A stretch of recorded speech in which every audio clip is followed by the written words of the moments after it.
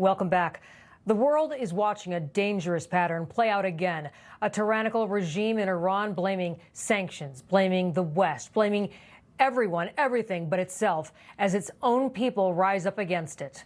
Iran is on edge, a collapsing economy, sky-high inflation, widespread corruption, pushing Iranians into the streets chanting death to the dictator, death to the Ayatollah. While the regime funnels billions into terror groups and fomenting terror worldwide, families at home can't even afford food, fuel, or medicine. Now they're demanding change. At the same time, President Trump is ratcheting up pressure on Tehran, issuing stark warnings, signaling zero tolerance for Iranian aggression, and making clear the days of weak deterrence are done. The big question tonight, does this growing unrest get brutally crushed as it normally does, or is Iran's regime finally facing a real threat to its grip on power? Joining me now to discuss is Senate Chairman of the National Iranian Congress, Amir Fakhravar, and former Trump foreign policy advisor and NewMax's foreign policy analyst, Waleed Faris. Thank you both for being with us. Thank you. Waleed, let me start with you first. President Trump posting on Truth Social this morning, responding to the protests in Iran, saying this: if Iran shoots and violently kills peaceful protesters, which is their custom, the United States of America will come to their rescue. We are locked and loaded and ready to go. Thank you for your attention to this matter. Does that kind of language deter Tehran or just get it more riled up and escalate the tension? The real people inside the regime, inside Iran, is deterred, are concerned. Some of them are afraid. We even, detected that they're trying to send some of their valuable outside Iran. This has happened in 2009, but this time it's much stronger. There were multiple waves. This is not an overnight revolution that did not exist. I mean, Amir, my good friend Amir, came from the wave 1999 and then 2009 and the Masa Amini waves. So this is a people with 4 generations now pushing for freedom, in addition to the economic collapse that's happening in Iran. But this is about freedom. This is very serious. And what tells us that it's very serious, the Wall Street of Iran, the financial centers of Iran, the bazaar has moved. And that's a very important sign. Yeah, that's an interesting point you bring up. I had not heard anyone else talking about that, trying to get their wealth out of the country. Amir, the Iranian parliament speaker, responding to the president after his Truth Social post, saying the disrespectful president of America should also know that with this official admission, all American centers and forces across the entire region will be legitimate targets for us in response to any potential adventurism. Meanwhile, though, the Iranian president said foreign enemies shouldn't be blamed and that the regime needs to fix the problems. So does that signal a split may be developing?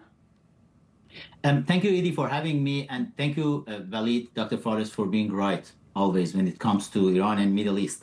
And, the President Trump's ultimatum was very interesting, very strong. And everything you are hearing from regime side, from Ghalibaf, the chairman of the regime's parliament, and it's just bluff. We heard these bluffs from those people, the IRGC leaders, who are killed, who are dead right now as a result of 12 days war, which was the 12 days of hope and celebration for Iranian people. President Trump's ultimatum today came at the 6th anniversary of killing Qasem Soleimani, which was an amazing job of President Trump. When he killed Qasem Soleimani, it was the turning point in the Middle East. Then it gave the opportunity to Israel to go and hunt all the terrorist groups in Middle East, which is happening right now. And when these two leaders, the leader of the free world, President Trump, and the leader of the only democracy in Middle East, Prime Minister Benjamin Netanyahu, wanted to meet at the end of 2025, we, the National Iranian Congress, we have seen the opportunity. We called for protest. We asked the people to come out and show these two amazing leaders that the people of Iran are ready for change. And we hope this time the great army of United States and Israel can go and finish the job. The 12 days war was amazing because you couldn't see any casualties from American side, from Israeli side, from Iranian people's side, but 1,200 regime's people have been killed. It was amazing. All right. Waleed, I want to turn your attention to Venezuela for a second. Maduro recently stated that he's open to serious talks with the U.S. on drug trafficking and other issues, even as tensions in Washington remain high. Listen to what he said. Empezar a conversar en serio, con datos en la mano, y el gobierno de Estados Unidos lo sabe, porque se lo hemos dicho a muchos de sus voceros, que si quieren conversar seriamente de un acuerdo de combate contra el narcotráfico, estamos listos. Que si quieren petróleo de Venezuela, está lista Venezuela para inversión estadounidense como con Chevron, cuando quieran, donde quieran y como quieran. Guess that's the way he sends his message. Waleed, your reaction to that quickly. Well, I lived in Miami so many years. We're so close at the universities with all these movements, including his movement. Let me share this. They know, the regime in Venezuela, Maduro, knows very well that if the United States, if President Trump orders an action against the armed forces, half, if not, of the country will rise with them. Remember, 8 years ago, we were seeing those massive demonstrations.